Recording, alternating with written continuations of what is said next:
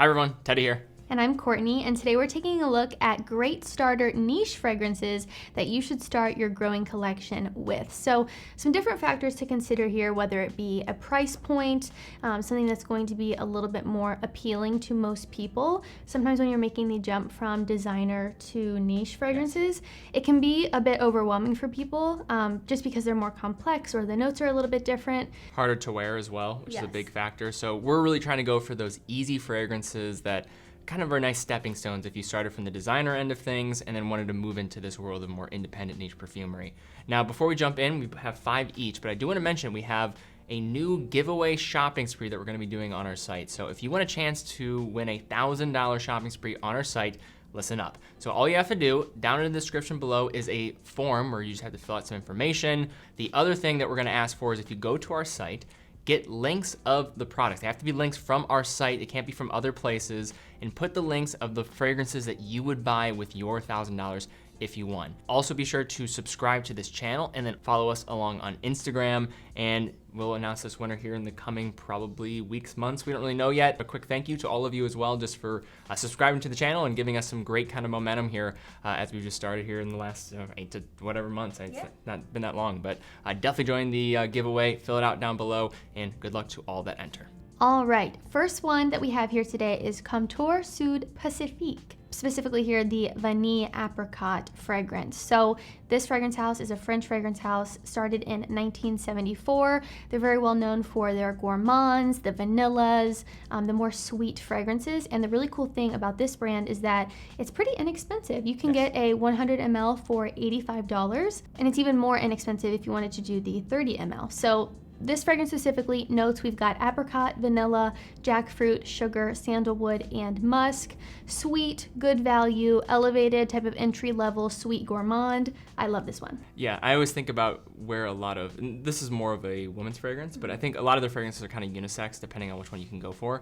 But they're really good kind of movement into that gourmand type of category. If you want something that's very easy to wear, you're not going to have to spend a lot more, but might get you a little bit more of an elevated feel compared to some entry-level designers that also are trying to go in this lane. Not gonna be overly synthetic, but maybe not the purest of fragrances on this list, just given the format, it could, gas some people out. But really interesting brand. When you're talking about value for dollar, getting into this world, I think this is a good one to look at. So next up here, this is a brand that we've mentioned on the channel before.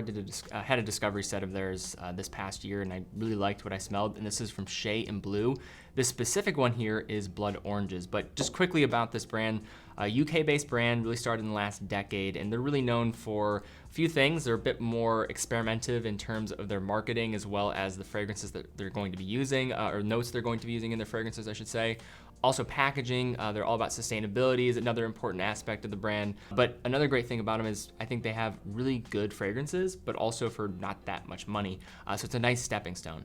Now this one though for me is the one that left the greatest impression. It's also the most popular and I think well deserved.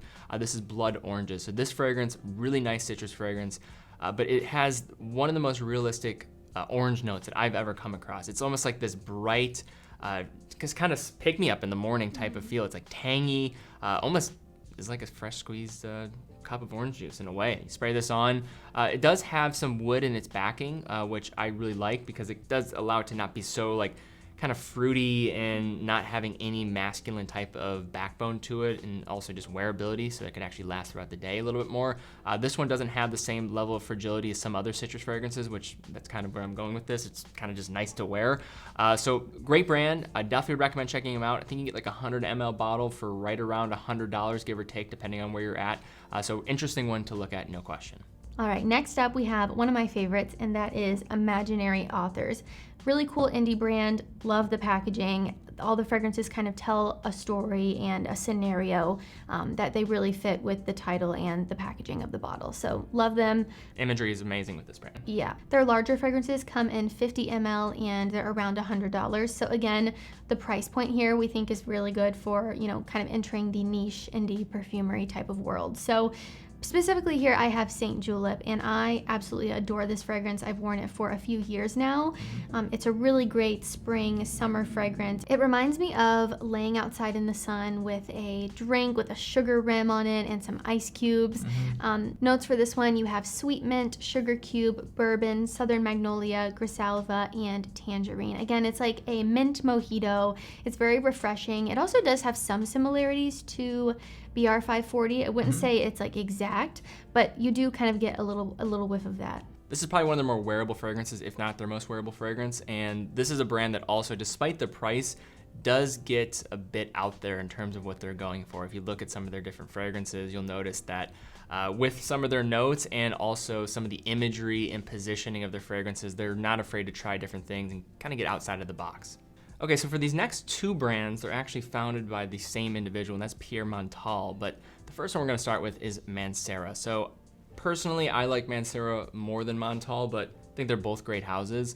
But Mancera to me is, I think, a little bit of an easier stepping stone. If I had to just pick one, but the fragrance for me that I think is obvious for them to recommend first is Cedrat. Now, I have owned this one for some time. I have reviewed this one and have spoken about how much I like this and how I think it's a great entry-level niche fragrance, and also just done really well regardless of whether you want to categorize it under that type of idea.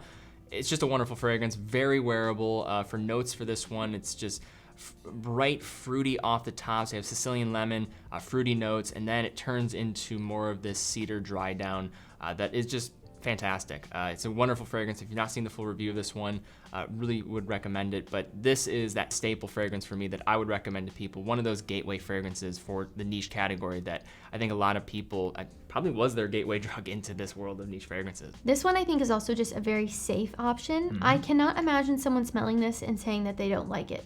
I think it's pretty mass appealing. And also it's very versatile. So when you're thinking about, you know, maybe spending a little bit more on a niche fragrance, maybe you've never done that before. If you're looking for the most versatility, I think this is a really good one to start with. Yeah, you could wear this year round. Oh yeah. Absolute potential for that. Maybe might be a little bit out of its element in the winter months, and I chose the original rather than going for the intense version, but it's kind of up to you which one you want to go for. I have a whole video coming out. I don't know if it'll be out by the time of releasing this video, but really comparing those two ideas. But Cedrat, that DNA, absolutely a go-to when you're talking about Mancera and niche fragrances in general. So as Teddy mentioned, same founder here, we're talking about Montale. This one specifically is Intense Cafe, and I have heard so many good things about this one just across the board. I think this is one that people really enjoy. What you're really getting is a vanilla coffee. There's a hint of rose in there and musk and amber, but really I think emphasis on cafe, and the name of the fragrance I think kind of, you know, speaks for itself. It's kind of a gourmand, sweet, but it's also a bit dark and mysterious, and I think the rose helps kind of balance out it being too overpowering or sickening in a way. Yeah, so you still have to be careful though. Yeah. I'll give that a warning, because Yeah. if this one is oversprayed, I mean, the performance is good. So just kind of keep that in mind. But the reason why we wanted to include this one was mostly just as a result of being popular. Also, I think easy to wear if you like this style of fragrance, and I think it's one of the defining fragrances from Montale, which, like Mancera, I think falls in a good price range and is a good entry door to this niche world if you're trying to get into it. So next up, we have a brand that probably could have several fragrances that would be good choices for a list like this, and that is Parfums de Marly. Now, Parfums de Marly, I don't think that they're going to be on this list because of their price as much as they are just how they've been able to develop these fragrances that are great upscale versions of ideas that maybe are created in the designer realm and then are able to be elevated to an extent. This is, I think, best maybe personified with some of their fragrances like Leighton, but another one that comes to mind is also Percival. So Percival is one of Courtney's favorites. She loves this fragrance. She's a lover of also like traditional type of like these masculine fragrances like Abercrombie and Fitch Fierce, which a lot of people will classify this one being almost an elevated version of that, which I kind of tend to agree. It does have a lot of similarities, better longevity. I think rather simple in terms of what it's going for, but does it exceptionally well. I even like wearing this one quite frequently too. I've been wearing it a lot more this summer. And in terms of one that I think is just going to be a perfect, you can just take the next step into the niche world without even having to think about it, and also get types of just ease of wearability that comes with designer fragrances, I think this is probably one of the best positioned that you're going to find on the market. Yeah, I have practically been begging Teddy to wear this one. He obviously likes it too, but I just adore it. I love to smell it on him. It's one of my all-time favorites, I think, in our collection. Yes, and for those that might not be into fragrances that much, I also find that they are always like, hey, that sounds great. What is that? Mm-hmm. So this is, I think, if you want that type of idea, Parfums de Marly is a great brand to just investigate because you can kind of go down many of their different fragrances, and I think this is the case. You can look at like Galloway, Leighton. All of these fragrances to me are just easy wears, and I think people around you typically like them as well. Okay, next up we have another very cool indie brand that I am a huge fan of, and that is Vilhelm Perfumery. So I really like this brand. I think the packaging is beautiful. Although we have mentioned the downside of the way that it sits in your drawer and the amount of space it takes up, it still looks beautiful nonetheless. And I think Vilhelm does an incredible job with all of their fragrances. I have really liked all of the ones that I've smelled, but specifically here, we're going to talk about Poets of Berlin. So notes for this one are vanilla, blueberry, bamboo, sandalwood, lemon, vetiver, and orris. So this one, I think almost reminds me of a very faint blueberry pastry. Faint blueberry, I don't think the blueberry is super strong, and I think it fades away pretty quickly. But you get this kind of like flaky crust. I really love this one. It's a bit feminine. Yes, this is definitely leaning to the feminine side of things.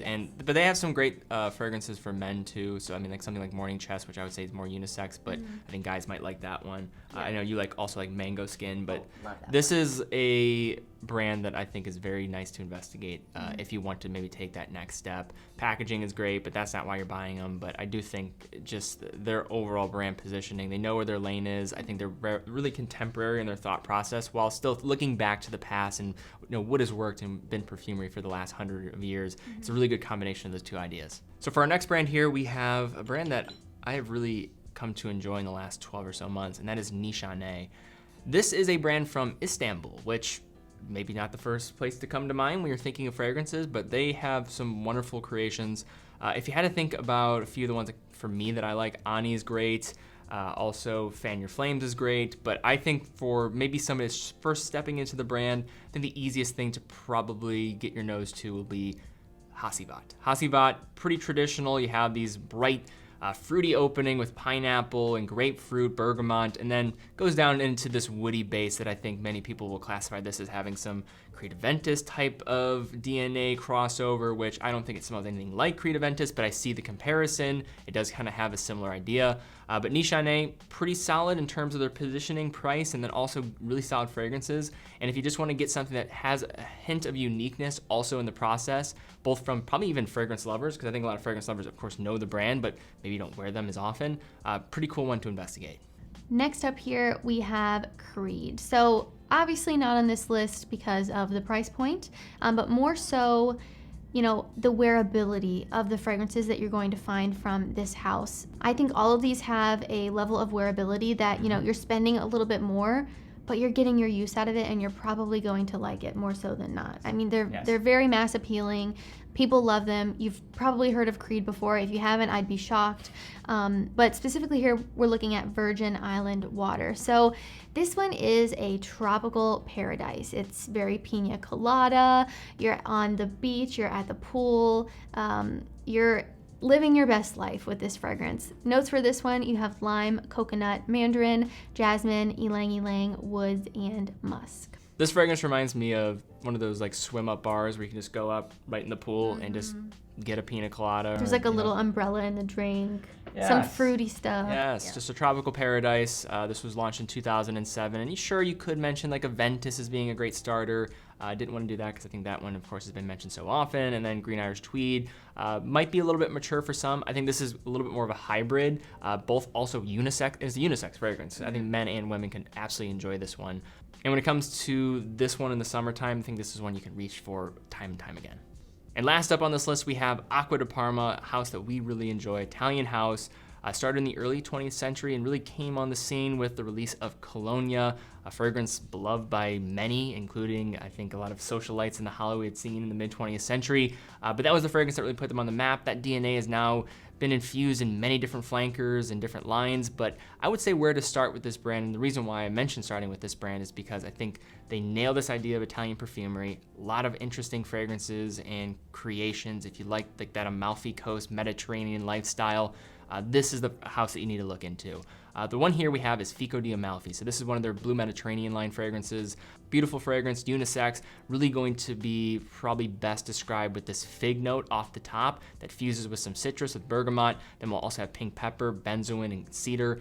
Performance not the greatest, but if you're talking about this kind of powdery, sweet, honeyed, gourmand, light feel that is amazing for the summertime, probably one of the more popular fragrances, and especially within that Blue Mediterranean line. If you wanted another option, you can go with Colonia Club if you want something more traditional type of fougere in terms of what it's going for with some 21st century type of twist. But this is a brand, price, I think the positioning, if you're talking about traditional Italian perfumery, you have to think about Acqua di Parma, and I think they're also in just a good position to represent this category. But all right, guys, that's all we have for this video. If you did enjoy it, please give it a thumbs up, subscribe, and hit the bell icon. Really would appreciate that.